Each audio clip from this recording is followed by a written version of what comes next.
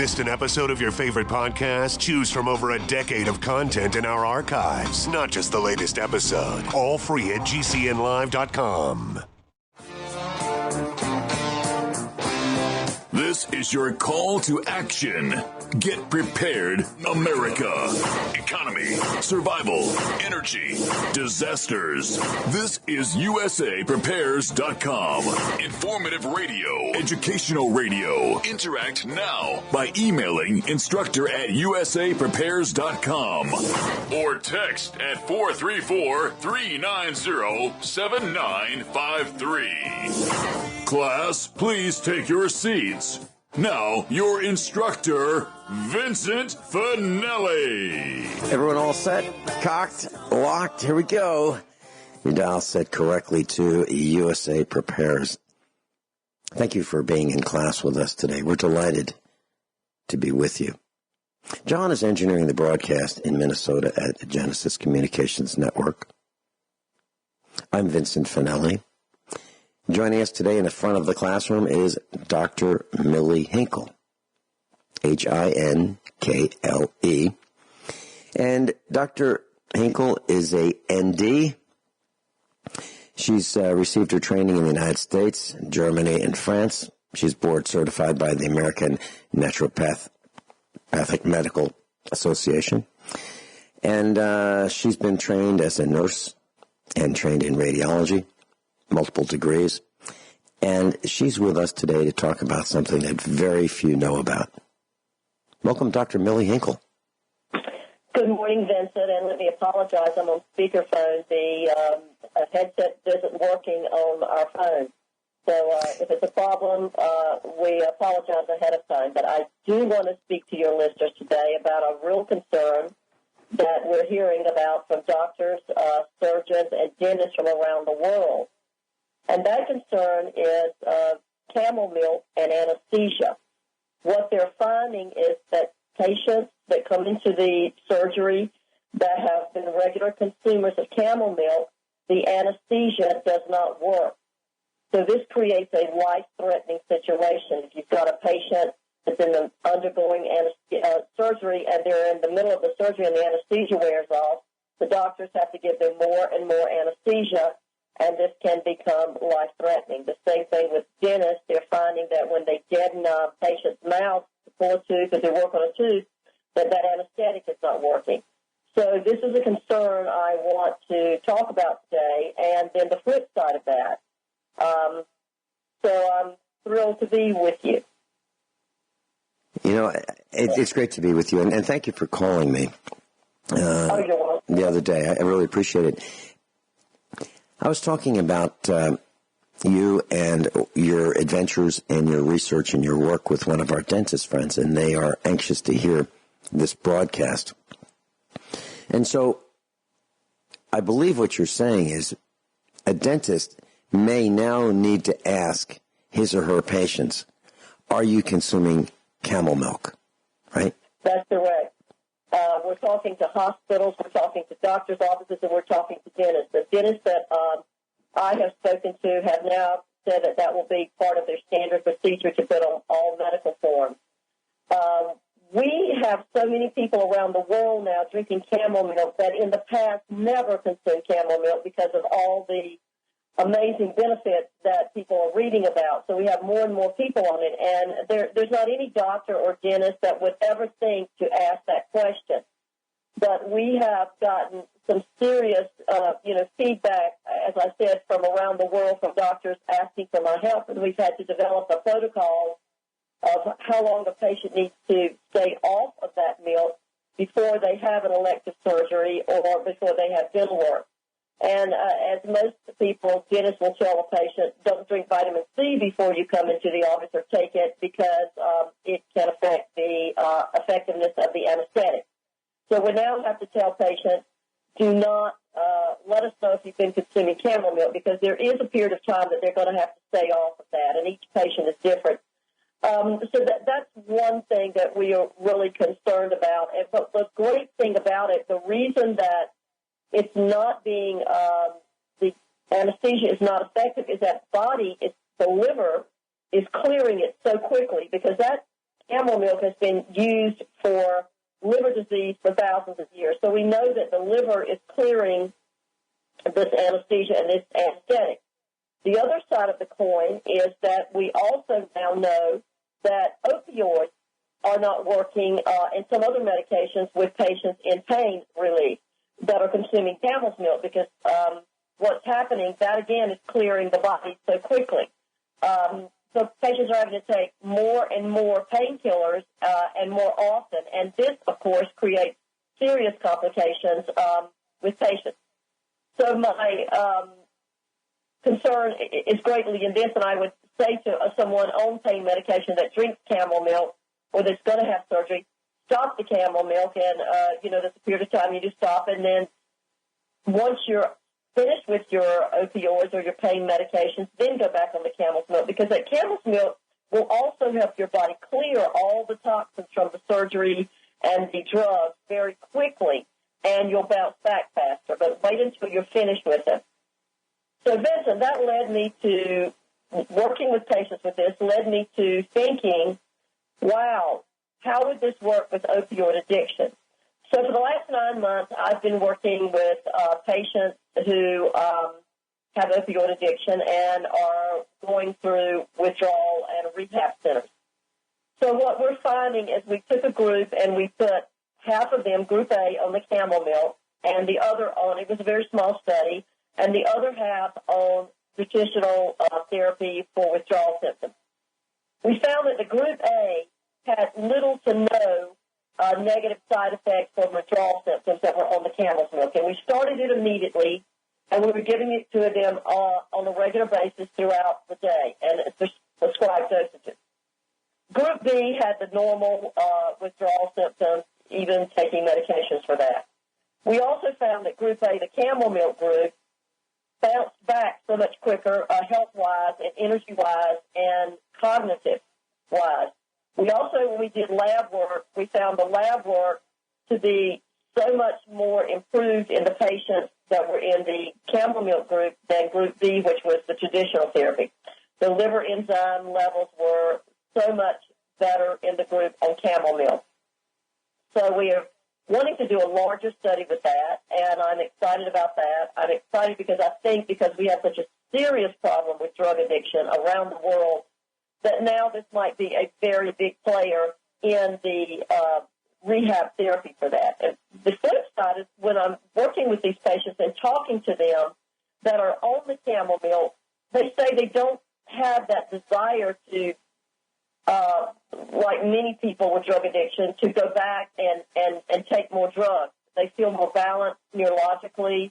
The therapists are telling me that they don't have the depression, the anxiety, and other disorders when they're on that camel milk in that therapy program.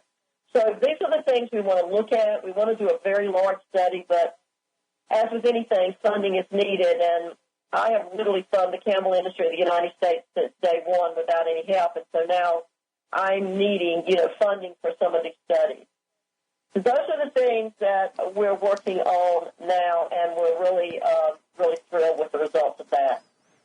Dr. Hinkle, so to fund these studies that you'd like to do, would you like those who might be interested in that to contact you? Absolutely, and my number, if I can give it, is 919-561-1545, and my office is in North Carolina.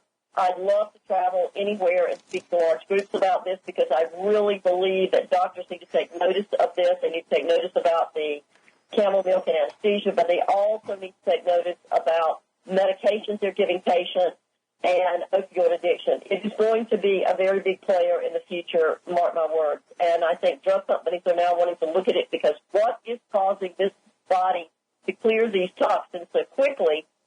If they could harness that, then obviously, there again, though, you've got a synthetic. I prefer the natural thing, which would be the camel milk for patients.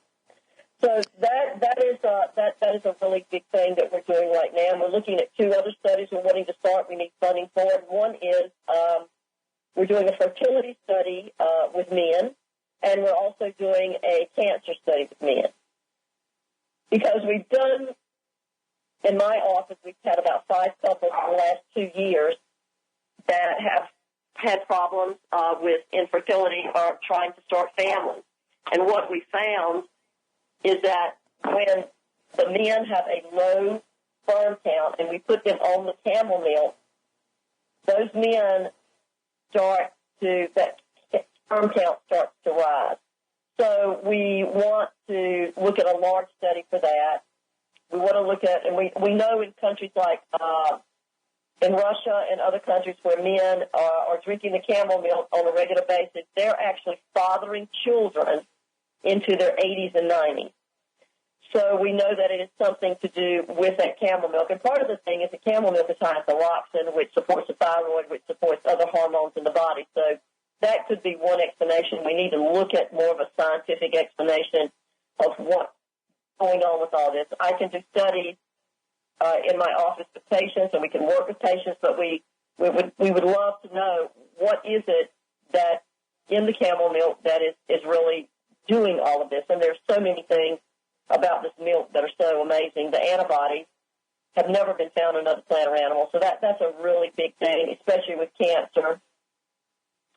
And what I've done is I've taken about 6 patients that were men patients in my office that came in with elevated PSA levels, which, as you know, can be a marker for prostate cancer. They had not gone on any medication. We started them on the camel's milk, and those PSA levels dropped quite a bit within a very short period of time. So we want to do a really large study with that because that's a big, big thing that we want to jump on. So I'm so excited. I love what I do. I love working with these patients, but there again, we need patients, we need volunteers, we need funding, because we do want to try to address some of these health issues that are not being solved by traditional medicine. So that's what we're going towards for the future. Dr. Hinkle, I've been consuming bovine colostrum every day. And it has, to me, remarkable positive health impact. And I'm wondering if camel milk is the next step. We're going into a commercial break, and Dr. Millie Hinkle will be right back with us. We're talking about camel milk. And if you go to the website, camelmilkusa.com, you'll learn about some of the benefits of camel milk for autism, Lyme disease, cancer, Crohn's disease, and more. We'll be right back. Dr. Millie Hinkle's with us, and we're talking about camels and camel milk. Class, for those of you who are wondering, a camel can be about 10 times the size in terms of weight as a person. To the top of the hump, maybe 7 feet, 7'1". Some camels have 1 hump, some have 2. And they can run up in bursts up to about 40 miles an hour. Camels are very interesting animals. And Dr. Hinkle, is it because of the environment they typically live in that their milk has the properties it has as compared to a cow, which we raise here on our farm in Missouri? Well, Vincent, not really. So I wanted to go back to your thing about colostrum, but let me answer this question first. No, camels have an antibody in them that's not been found in a goat or a cow or any other animal or plant. So because of the size of that antibody and the shape of that antibody, it's got the ability to cross a cell barrier as well as a brain barrier. So it can take nutrients into cells and push out toxins, as well as it can take medications into cells. And there was an amazing study done with a major university here in North America about 3 or 4 years ago, in which they piggybacked the chemotherapy drug to the camel antibody. And that camel antibody took that drug directly to that cancerous tumor, destroyed that tumor, and the chemotherapy drug did not touch another cell in that body. So that's the kind of thing we're looking at with this amazing, amazing animal.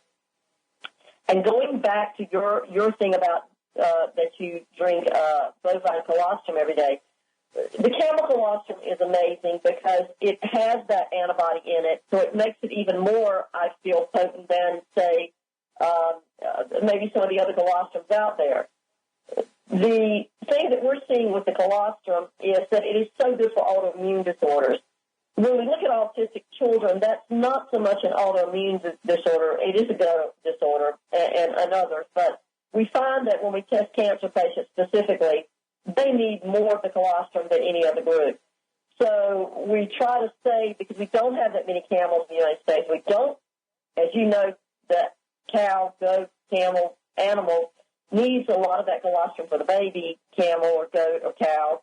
So we don't have a lot of colostrum in large volumes to sell. So when we do have it, we have long waiting lists for that. So we're looking at trying to develop something with the colostrum that can reach more people. So that's one of our goals for the future. And there's so many things being done worldwide because I'm in touch with camel dairies around the world, and Australia is really going to be, to me, one of the biggest players in the world in the future because they've got the money, they've got the camels that are not contaminated with some of the stuff that they have in other countries like the Middle East and China and places like that. So I work closely with dairies in Australia as well as here in the U.S. Now, let me tell you about a milk that I've developed in the past year and a half, and we did a big study on that, and then the results were sent to one of the top hospitals and university centers in Saudi Arabia, so they did all the lab work for us. So what we did is I had been looking at how can we make a super milk.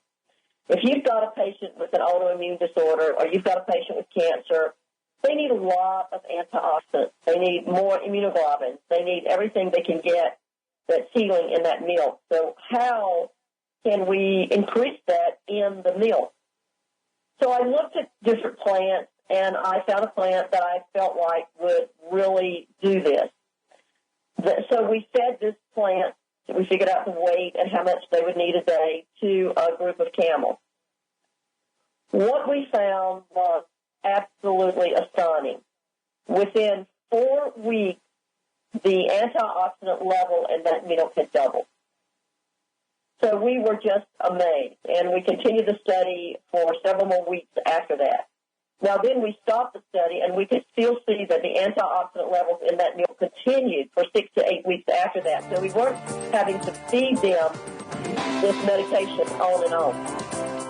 And when you say medication, you're talking about the plant. Is that right? The plant. So it's not really a medication, but for them, it would be something new to their diet. So we could not change their diet in any way. We could Hold that thought. We'll be right back after these bottom-of-the-hour commercial announcements. Dr. Millie Hinkle. Class, we're talking with Dr. Millie Hinkle about a magnificent animal, the camel.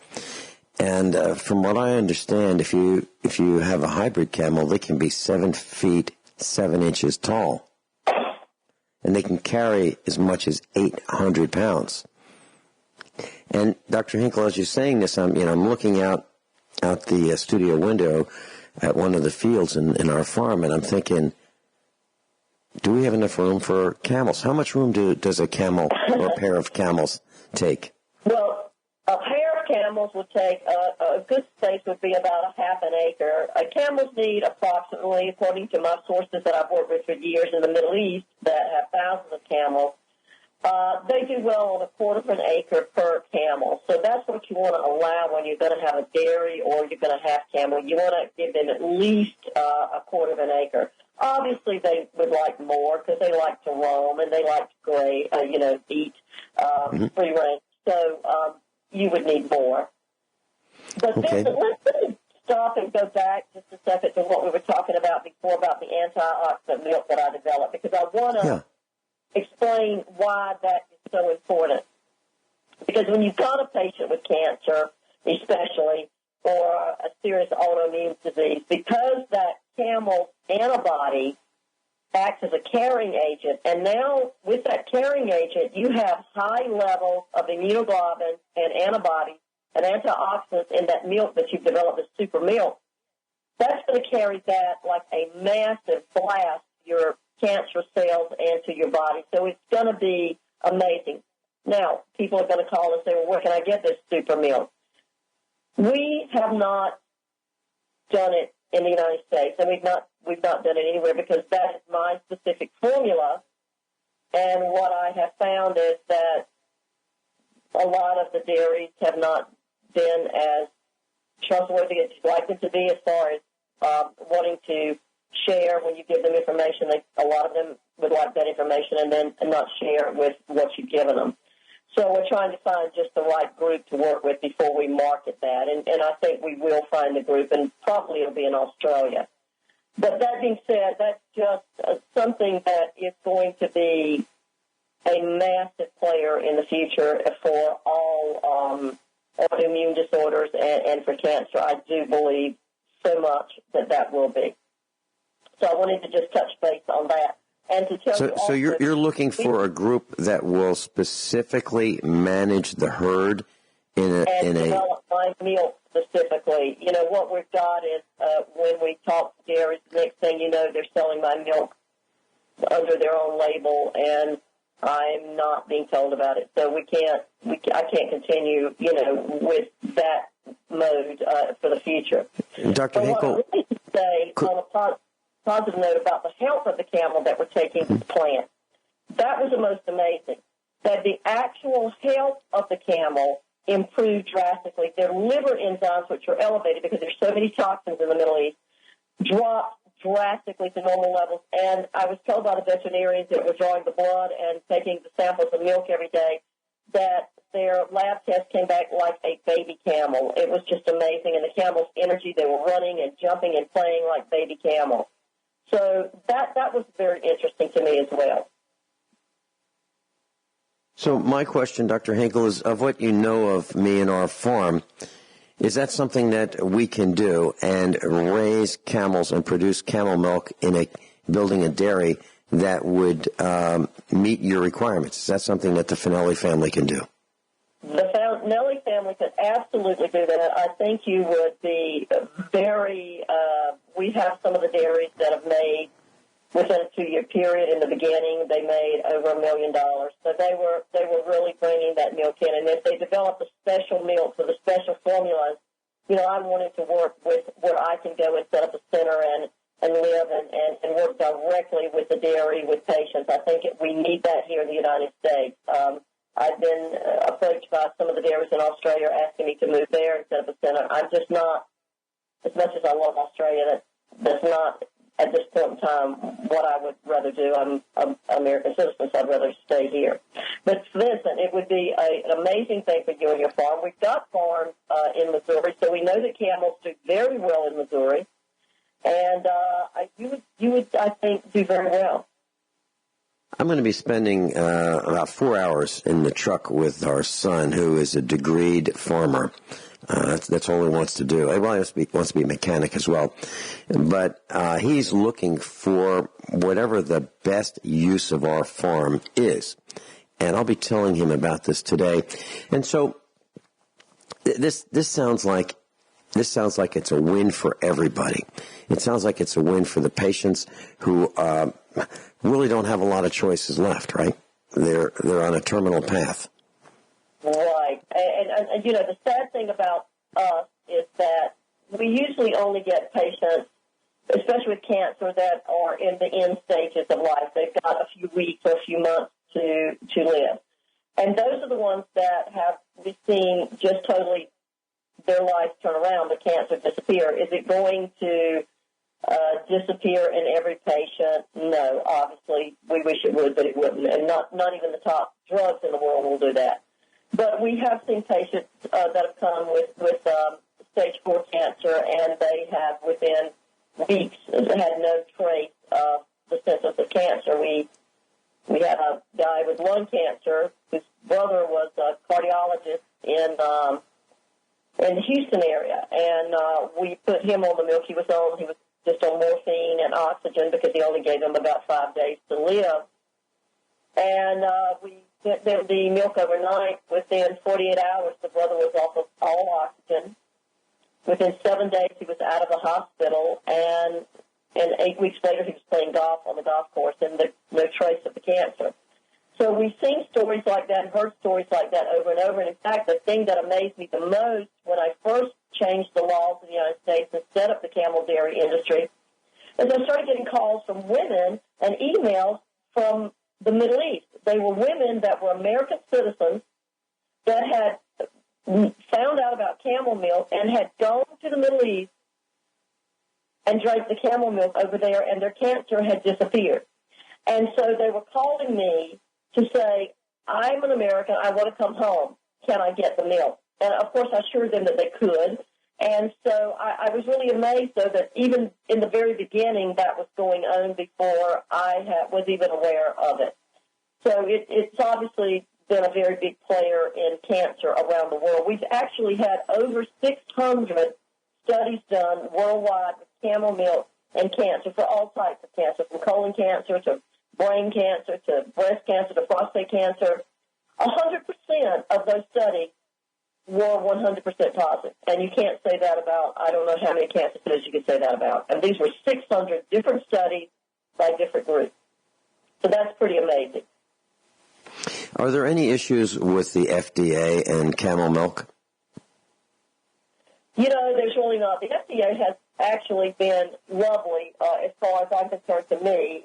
Now, they have clamped down on some of the dairies for shipping, because it is illegal to ship raw milk across state lines. Now, to be quite frank with you, we really want that raw milk for the serious illnesses. And our dairies test their milk, so there's not been any problem with any contamination of any kind. And you can sell it within a state, like your state. You can sell it within a state raw, but shipping it across the state line would need to be pasteurized. So that is one of the things that we'd love to see change. We'd love to see that these dairies are made to test all the milk, and then they should be allowed to sell that milk raw if they want to, though. I'm a firm believer in that. But that's just what we'll see, and that's one reason I created a high antioxidant milk, because even if you pasteurize that particular milk of mine, the antioxidant levels are still higher in that milk than the other camel milk that has been pasteurized, because it's already higher. So we're trying to look at things. I know that Australia is working on a method where they can maybe take powdered milk and keep some of those nutritional values at a high level in it, because powdered milk, to my using with patients, isn't worth, in my opinion, 2 cents.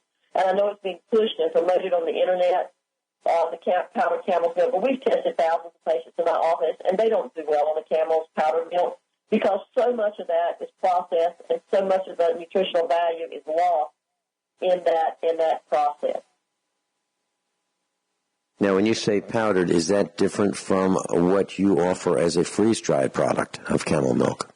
Right. Well, the freeze-dried is the same thing. You're not going to get the same, you're not going to get all those antioxidants and immunoglobulins in the freeze-dried milk. And, you know, for me, I would promote the powdered milk or the freeze-dried milk, which is the powdered form, specifically for cosmetics. We have a tremendous demand. We had a demand. We've been working with a company from India wanting 1 to 1.5 tons of powdered or freeze-dried camel's milk per day. There's no dairy in the entire world that can even produce that in a month. You know, so we've got that big a demand for that milk, and that's just one company. And we get emails every day, but there's no way that we have the enough milk in the United States to do any big business with the powdered milk. But some of the other countries that have, you know, 1 million cattle or more can do that. So we look at that, and the powdered milk is great for cosmetics, and it's being mixed with some things to use as nutraceuticals. But that value that's in the raw milk is not there in that freeze-dried milk or that pasteurized milk. Now, if you have allergies to milk, to dairy, and you're not allergic to camel, then that would be a great choice. You could use the powdered milk as a milk, and it would be great for you. But if you're using it to try to heal or use it for a specific illness, that's not the milk I would recommend. I'm listening intently to what you're saying, and there are a lot of possibilities here. Dr. Norman Shealy, MD, PhD, is a medicine man, and he actually is a medicine chief within the Menha. And the Menha has an agreement with Royal Maya to set up a consulate in the United States and to treat people free from all government regulations. That's one thing that I'm thinking about. And I'm connecting the dots with camel milk and what you're talking about. And the other thing is, according to what you're saying, there's so many diseases that can be helped by this that it's crazy not to pursue this full bore. We'll be right back. Dr. Millie Hinkle's with us. Website class is camelmilkusa.com. Camelmilkusa.com. Dr. Hinkle, did you say that you have to move, or did you mean you have to move on this project? I need to move on this project. I want to move on this project. I obviously am looking to move anywhere in the United States where I can set up a center where I can work directly with the milk and patients on a dairy. That's my ultimate desire and goal. So okay. That's what I really would love to do. Right across the road from us, there's 80 acres. I'd love it if you'd consider that, and I'll tell you more about that. It might be perfect for what you're trying to do, but we can talk about that, off the air. So we talked about camel milk for cancer, camel milk for autism, camel milk for Lyme disease. I know a gal, middle-aged gal. She contracted Lyme disease. And it was so devastating that she would get in her car and forget how to drive. She'd remember how to drive, and she'd get there, and then she'd forget where she lived. And she'd fall down the stairs. I mean, it was pretty terrible what happened to her. What are your results with camel milk for Lyme's disease? Vincent, we've had amazing results with Lyme disease in camel's milk. But let me be very clear about my thoughts and feelings on that. If you've had Lyme disease for more than 2 or 3 years, you need to look in another direction. Because what we're finding is in 100% of the patients, and we've seen hundreds that are coming into this office that have had long-term, quote, symptoms of Lyme disease, it ends up being an underlying problem. And once we clear that up, those symptoms disappear. Now, that number one problem is the gut. And 90% of your immune system, of your entire immune system, is in your gut. So if you fix that, your body is going to be able to fight any kind of bacteria or virus or anything like a spirochete, which is the bacteria from a Lyme. So what we find is that a lot of these people come in, they've got other toxicities going on, and when you get rid of those and you get rid of the underlying problem, those Lyme disease symptoms disappear. And not only that, if they test positive for Lyme at the beginning, we find out that they're not testing positive for Lyme after they've been on a specific protocol. So those are the kind of things that we do. We work with these patients on, and they do great on that milk as part of that protocol. So is my understanding that bovine colostrum is a good start, but camel milk is like bovine colostrum on steroids? Is that what we're talking about? Exactly. And especially if you got it from one of the high antioxidant camels we're feeding, in my thing would be even super higher. So, but the thing is, bovine colostrum is great because we can get it, and colostrum of any kind is going to be better than taking, drugs, and we need those things to boost that immune system. Vincent, can I stop and address something with you that is a big concern for me that I wanted to bring up today? Sure. We've got about three minutes. It's about milk, but it's a deep concern. We're getting calls from around the world and reports, and it's been published. We're having high levels of pesticides like Roundup show up in our foods, in our cereals, and in our milk supply. Now, in the United States, we have not had a problem, but we've not tested our milk for pesticide residue. But in the Middle East, in Africa, in Russia, in China, every bit of that milk has elevated levels of radiation and or pesticides. So we want to make sure that we stay on top of this. I am so opposed and anti-Roundup. I can't begin to tell you. I think it's one of the most deadly, lethal things going. And it's everywhere. All the crops they spray, and then we're feeding those camels those crops. And we would love to give them organic, but we don't have any organic dairies in the United States right now, because that would drive the price of milk, which is already very high, sky high. But there are even those stations that would prefer that over traditional milk. So we want to look at that for the future. Well, I'm excited about what you said, because we have an organic farm, and there aren't any pesticides. You would be the top dairy in the entire United States, and you would not be able to meet the demand of your customers. You couldn't meet it. Well, I'm really interested in pursuing this, and I'm going to. In 1 hour from now, I'm going to pursue this with our son. I'll get back to you this weekend. Dr. Millie Hinkle, thank you so much. Let me give out your phone number, 919-561-1545. 919-561-1545. Thank you, Dr. Hinkle. Everyone all set? Cocked? Locked? Here we go, hour number 2 of USA Prepares. Charles in Ohio is with us. Welcome, Charles.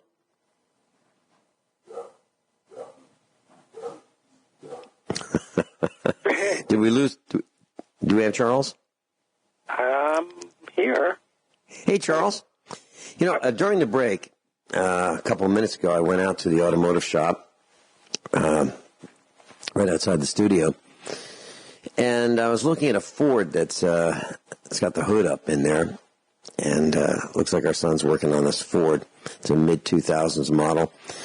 And to me, it looks like the accountants got promoted, and they gave an accountant or a bunch of accountants red pens. And they said, take a look at these plans and figure out how we can save money. And they circled things like cross members. They said, you know what? I don't think we need that cross member. Or at least let's make it half as thick, half as wide, half as strong. And these bolts, I don't think we need 4 bolts. I think we can do it with 3. I think that's what they've done to these late model Fords. And in that line of thinking, I was looking at all of the plastic under the hood. So, for example, valve covers used to be stamped steel, cast aluminum. Not on a Ford. They've made it out of plastic. Intake manifold, made out of plastic.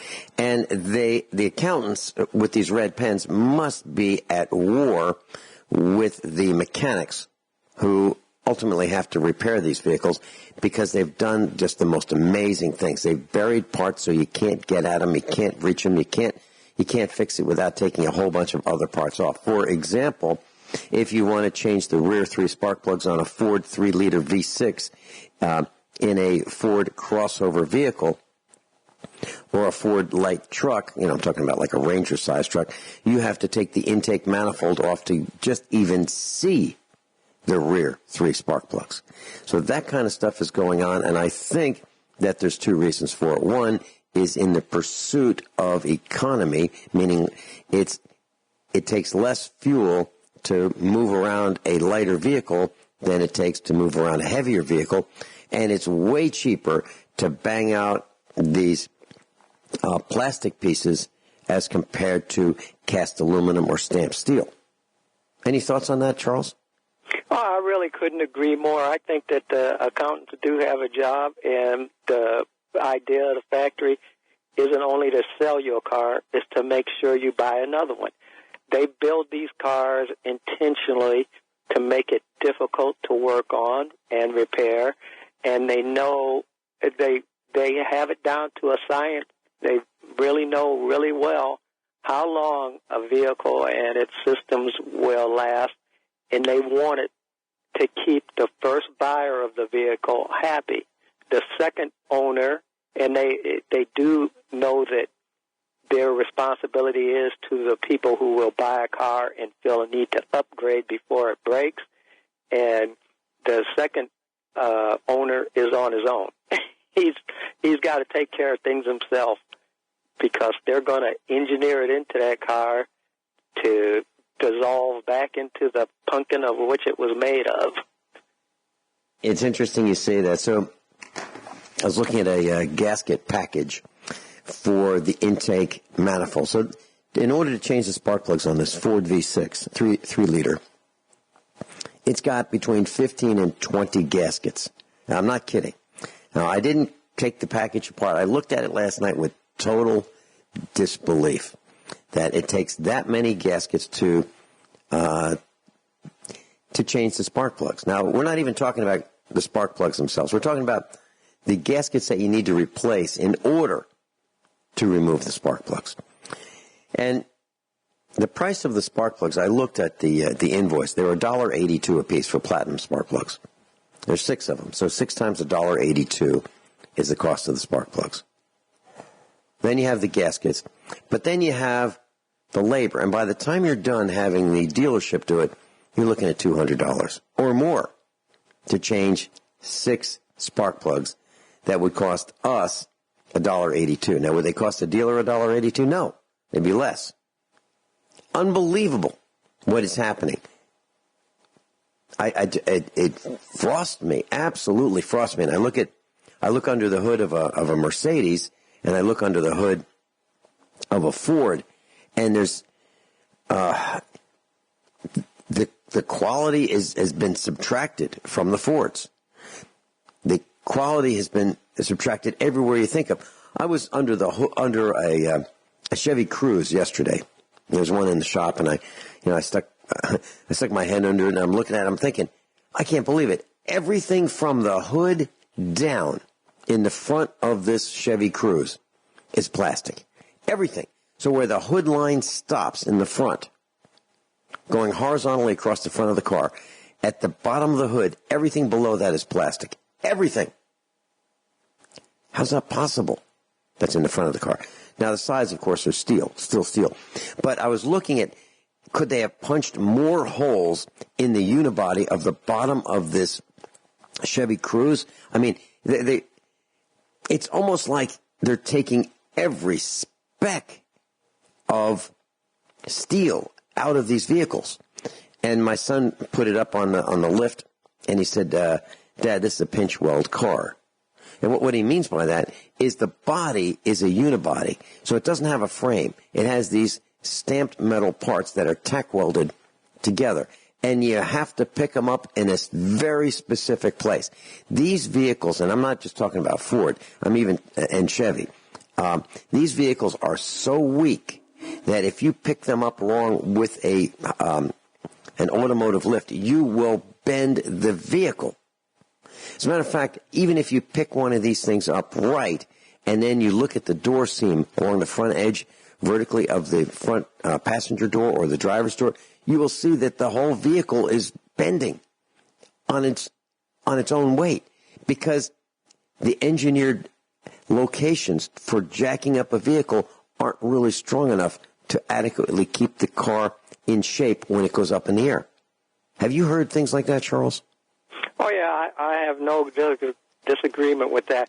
But also, the engineers in the factory, I give them a lot of credit. I have the same disagreements with them that you do, but I give them credit because they do painstakingly take time to design that car with that unibody in that way, so that the engine and the bumpers and everything is sacrificed first before the driver. They do want to pass the safety regulations mandated by the government and those crash requirements. And don't get me wrong, they're going to fulfill the minimum, but they work hard to do that. Well, I think that's a little tongue-in-cheek, because we used to have in the 1980s 5-mile-an-hour impact bumpers. So you could bang into something at 5 miles an hour, and all the bumpers were a standard height, and you could back into another vehicle, you could tap another vehicle with the front, and the idea was no damage. No damage, maybe some scrapes on the rubber portion of the bumper, but, the hood wouldn't be damaged, the radiator wouldn't be damaged, the air conditioning condenser wouldn't be damaged, the lights wouldn't be damaged. None of that would be damaged at 5 miles an hour. You hit something today at 5 miles an hour with one of these new plastic-nosed vehicles, and you're going to do thousands of dollars worth of damage. No question about it. So are we sacrificing? And they say, yeah, these vehicles are designed so that they crumple. But it's still the big problem that if a bigger vehicle hits a smaller vehicle, the bigger vehicle wins all the time anyway. So when they test these things out and they run them into a brick wall, it's just that vehicle running into a brick wall. They say, see how safe it is? But that's not what happens in the road. How many people take their vehicles and crash into a building? You know, they don't. Not too often. They crash into other vehicles, right? That's where it gets dangerous. So I still want a truck. I want a truck with a frame. That's the way I look at it. Or a well-built passenger car. One that's really strong. One that you close the doors and you go, wow, that sounds solid. Not like these new flimsy, I don't know what you call them, roller skates. So, Charles, are you saying that, were you saying that with tongue-in-cheek, that, yeah, they are engineering these things thinner? I mean, you push on the sides of the doors and you go, wow, that gives kind of a lot. Well, I can do that with my thumb. What would happen if this gets hit by something bigger, like a baseball? Is that what you're saying? No, I really look at that as the reality today. We are in a transitional phase. I look at it. Don't get me wrong. I know what I like. I drive, and I'm with you. I've got a frame, but we have a new generation raised up, and from childhood into school, they're indoctrinating them with certain ideas, and they're telling them to drive smaller, and they have all the time in the world for their plan to go through. And you and I, they know we only have so long in the road, and there's only so many people that have come along with our same idea. They usually get their way, and if everybody's driving a dinky car, they take it as a win, and they do. And I'm pretty sure they do specifically, exactly like you're saying. They have the requirements, and they do crash them into a brick wall. But the outside agencies come in and will do tests vehicle to vehicle at different heights and pickup trucks and do get different results. But the factories go through a lot of trouble to make sure they achieve that government minimum so they can get those stars and they can sell us this stuff with a clear conscience.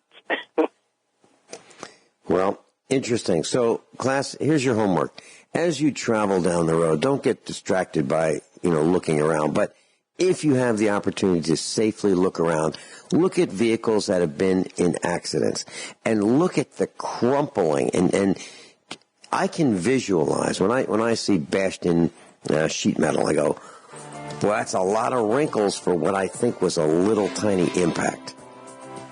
A little impact, a lot of damage. And just look at what happens to the corners of these vehicles, the sides of these vehicles, the bumpers of these. They're not even bumpers. They're like protective decorations. They're not even protective. They're decorations. Plastic wrap, that's it. Plastic wrap, and beneath it, styrofoam. Charles in Ohio is with us, and we're talking about automobiles. And Charles, I want to thank you. I opened this envelope that I received in the mail, and in it was a book. It's called a Javelin, Javelin, a source book by Scott Campbell, and it's a book dedicated to the Javelin and the American Motors AMX, of which we have an AMX here, a 1968 AMX. It was my car, my second car, muscle car, in the 1970s.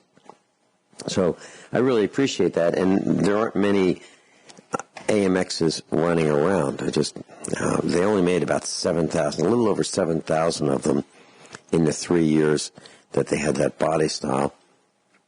And I really think that so many have been crashed and wrecked and destroyed that there are only a few of them left.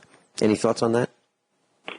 Oh, no, I'm glad you like it. I just happened to be at the right place at the right time, and it was a right bargain, so it was no problem, and I'm very glad you appreciate it. No, I do, and thank you. I keep it right here, right next to me in the studio, and I think of you often. So thank you very much for doing that. Charles, you are passionate about efficiency. You are passionate about thermodynamics. You are passionate about researching the patents of how things are done with automobiles. What have you learned that you can teach our class about making the internal combustion engine way more efficient? Hey, you nailed it. That is what I want to do. I'd like to inform people. I'd like people to know, get an idea of some of the things that people have done quietly. It's like we see this year's new car and we think that, gee, we can get a remote start from inside and we can get seat warmers, heater, and everybody's happy, and they think all these came from Detroit. But these ideas, many of these ideas, individuals were doing it way before Detroit did, and nobody ever hears about them because a lot of them think it's just a good idea and they wanted to do it, and a lot of them don't know how to get it brought forward, and a lot of them do. I think things like windshield wipers, the guy that made them, you might think or patented them, made a fortune, but a lot of times these individuals go by the wayside. And so, like you say, I think there are things people should know. Right now, there's a constant debate on automobile fuel efficiency and greenhouse gases. And what I like to try and boil stuff down and look at the essential elements of what they're trying to tell us and what they're trying to do. And I'm just frightened. I'm shaking in my boots seeing the way they frame their arguments and the things they focus on. But what I'd like to say is exactly what you were saying. We're burning fuel inefficiency, which is causing our problems. And if we could address it with this, there are some simple things, solutions that people have already made. And part of it is just to illustrate it. I very much see and believe that Thomas Ogle in 1979 took a 4,000-pound Ford LTD and demonstrated before government officials and mechanics and college professors he could make that car go. What he did, he went on a 200-mile drive from El Paso, Texas, and back. And it's important in a test like that to do a back-to-back run. But anyway, he burned 2 gallons of gas. So that's 100 miles on a gallon in a 4,000-pound vehicle with a V8 engine. And he got a patent on his device, and he sold that patent. And so each part of that story, which the story is a lot more involved, it tells me something. It was well looked at, but I guess we have a break. Yeah, we've got a break, and let's talk more about Thomas Ogle. He sold the patent, and do we have a 100-mile-per-gallon, 4,000-pound V8 car today? No. No, we don't. What happened? Why don't we have it? We'll be right back. Charles in Ohio. So I met Paul Pantone back in probably the late 1990s. He had a Dodge 225 cubic inch Slant 6. He said he got 70-plus miles per gallon.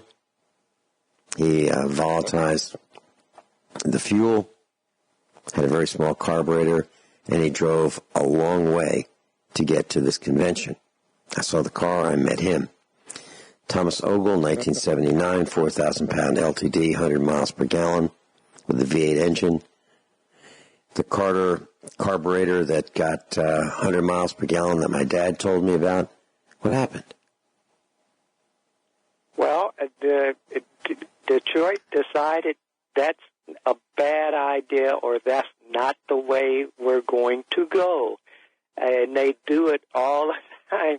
And also, don't forget, Smokey Unick had built a highly efficient vaporizing carburation system that he marketed to Ford, General Motors, and foreign manufacturers. And he sold his idea also, and he thought his idea was going to be. See, all these people, they patent these ideas, and they have something specific in mind. They want to help all of it, and make money. And the thing is, it just doesn't turn out. And they get close. They really think, when you get a chance, all of the class can go look up Smoky Unix vapor carburetor or whatever happened to Smoky Unix vapor carburetor, and there is a very good story on the Internet explaining what happened to him and his device. But Detroit does have different things in mind, like when there are many modifications you can do to a standard carburetor and carbureted car that will improve efficiency. But Detroit wasn't interested in that. They knew what they wanted us to do. They wanted catalytic converters and electronic fuel injection. And just from that's my opinion. From me looking at the patents that were available, things people were doing, and things the factory were doing, it seems they had their mind made up a long time ago. They wanted us to have electronic engine control, electronic fuel injection, and catalytic converters. And they have and they're looking ahead like we don't look ahead. And I'm convinced that they want to get us out of our cars. You're talking about Smoky Unix, and I used to read his articles in Circle Track. Yeah, and other magazines. And Hot Rod, I believe. Yeah. He was and Popular, and I believe Popular Mechanics or Popular Science, one of those two, as well. And he had a lot to say, and I really enjoyed, reading about him. And so who was he? He was a mechanic. He was a mechanic who tried all kinds of things. And a lot of what he said was absolutely, positively correct. And that's where I learned some of the secrets that I learned, for racing. When I used to race race my AMX back in the 1970s. Yeah. So how is it done? How are they using high temperatures to get more of the BTU values out of the fuel? What is the process? Can you share that with us, Charles? There are many different approaches, and that's one thing I have individuals I have gotten in contact with earlier this year, back in January, that I was trying to explain, and I've neglected a lot of things, but just to get back to your question, you got to understand burning fuel, what we're doing, we're burning the fuel, we're burning it efficiently, and we can recover waste heat, which is money you throw away. You keep it, basically. But anyway, by putting the heat in the right place at the right time, it gets back to the vaporization. And what's important about the vaporization is just like you have a ratio of air and fuel, the fuel, when it goes in, if in an ideal situation, you would be able to marry every atom of oxygen to one atom of fuel. Well, in reality, it doesn't work that way because fuel has a surface tension, and it tends to stay in globules. When it comes out the fuel delivery system, be it a fuel injector or a carburetor venturi, it is more aerosolized and formed into a mist, which it is still in small globules. And you can think of it as when you go outside in the morning, you can see fog. But when you look up in the sky, you see a cloud. And there's a cutoff there. I'm just using water for an example, but it's an analogy. The water in fog is larger than 20 microns. When it gets below that, it's better vaporized. Down below that 20 microns, it'll go up and form a cloud. It'll raise up. But the heavier, denser stuff is on the ground. But say, in an automobile engine, if you get too much heat, you will displace the air, and it will decrease the engine output. Not so that it's unusable, but it becomes difficult. And that's the thing. And where the factory does have, at times, they could have a legitimate argument against this because it's more, it can be all of the problems with this. Different individuals and inventors and even the factory, I'm sure, knows how to get around it if they'd like to. But they don't. Because, see, it's like a 100-mile-per-gallon carburetor. That's not 100 mile per gallon in town and up a hill, down a hill. That's more or less expressing 100 miles on a gallon at a steady-state cruise in that vehicle, that 4,000-pound Ford, going, and it doesn't have to be. It's a weight. It can be a 4,000-pound Chevy. It can be a 4,000-pound Chrysler. It doesn't make any difference. Long as it has the aerodynamics and it can turn slow enough or at the right RPM to utilize the fuel correctly, you can get that same mileage. So you just break it down. You know, all of this stuff, there's a but on the end.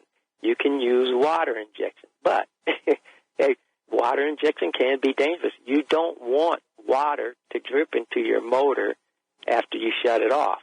It wouldn't do it. It shouldn't do it any immediate harm, but you want to avoid that situation. So people can install a water injection system, and they can let it spray humidity into the intake of the engine, and you can rust your throttle blade on your carburetor. See, there's buts in it, but you can solve all that, you know, if you avoid it from the start by implementing these different alternatives correctly.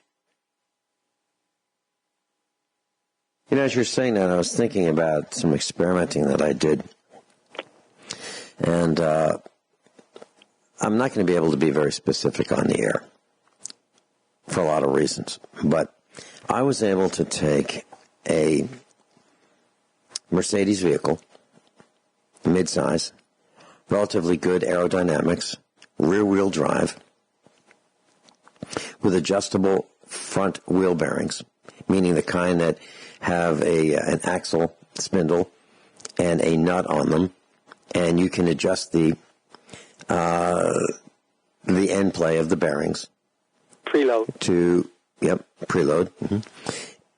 Mm-hmm. To where you want it. You can adjust the front alignment where you want it so that the vehicle is not towed in or towed out, so you're not scrubbing the tires. And I inflated the tires to the maximum that the tire manufacturers recommended, which was 51 PSI, 51 pounds per square inch.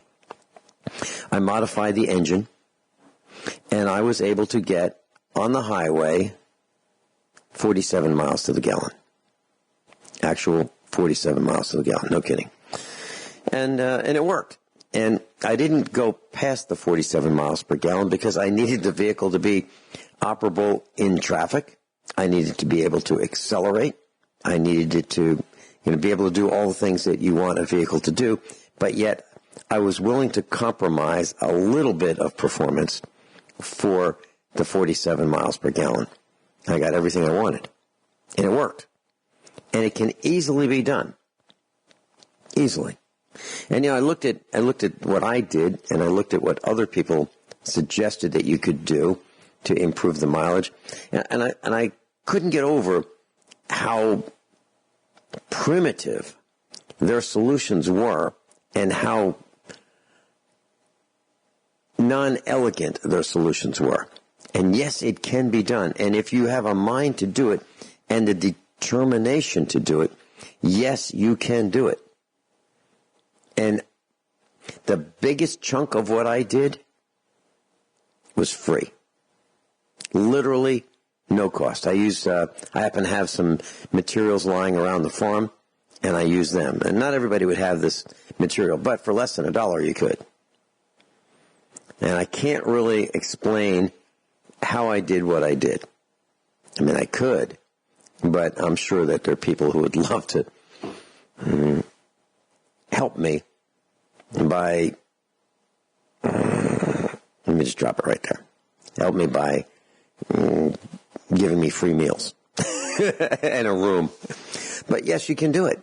You literally can do it. And this is the stuff we did on the racetrack. This is the stuff that the kind of technology that's used in military vehicles. They do it all the time. As a matter of fact, all of their vehicles have employed the kind of technology I'm talking about. It's a no-brainer. But yet, how many vehicles get 47 miles to the gallon on the highway? Almost none. Is that right, Charles? Almost none? Oh, yeah, I'd agree. And what we've done, class, is we have consumed enormous amounts of fuel in trade for reductions in air pollution. I think that's nuts. I think let's use less fuel and have less air pollution. So we're talking about efficiency in automobiles. Yes, we can get there. Yes, there are challenges. Yes, there are obstacles. Charles, what I said about a little bit of modifications I've made to my vehicles, do you believe what I'm saying could be true, or does it seem like that's preposterous? No, absolutely. You are a pioneer. You will go outside, get in the garage, do the alignment, and go out, drive the car, and take a mileage, adjust the wheel bearings, and you will see improvements. And you, individuals who do the hard work first and can document it, are very important because, see, you lay down a course for people like me who like to sit back and read about, well, you end up sitting back reading about what other people have done. And that's the way I look at a lot of stuff, even like pharmaceuticals and just government claims on shootings.